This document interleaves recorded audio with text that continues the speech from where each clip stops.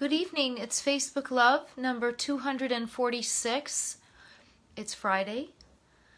I was trying to pick a poem for today, and I thought about one that I read around this time last year about refugees, people migrating from place to place, and how lost they must be and how desperate they must be to leave the home and the family that they've loved, usually.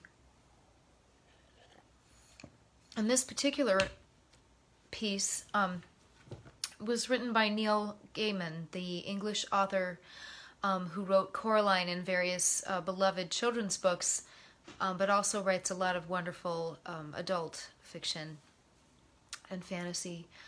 This piece is not fiction nor fantasy, but it really brings to mind who folks really are when they're making that journey and the things that they're giving up.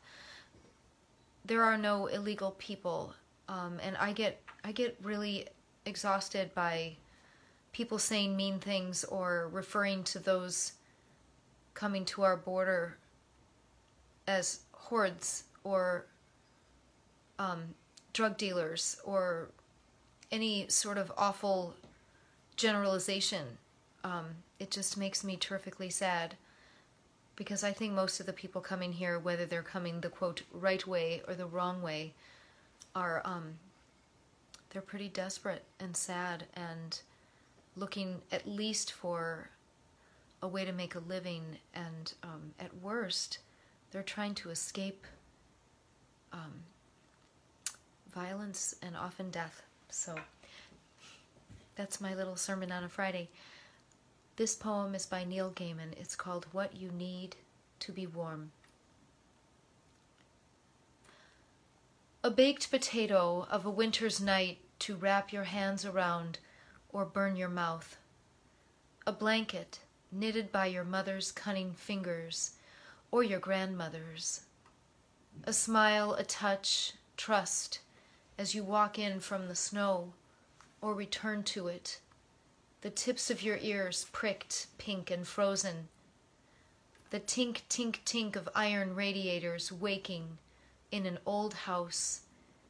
To surface from dreams in a bed, burrowed beneath blankets and comforters. The change of state from cold to warm is all that matters. And you think just one more minute, snuggled here before you face the chill. Just one. Places we slept as children. They warm us in the memory. We travel to an inside from the outside, to the orange flames of the fireplace or the wood burning in the stove. Breath ice on the inside of windows to be scratched off with a fingernail, melted with a whole hand. Frost on the ground that stays in the shadows, waiting for us. Wear a scarf, wear a coat, wear a sweater, wear socks, wear thick gloves. An infant as she sleeps between us, a tumble of dogs, a kindle of cats and kittens. Come inside, you're safe now. A kettle boiling at the stove. Your family or friends are there. They smile. Cocoa or chocolate, tea or coffee, soup or toddy, what you know you need.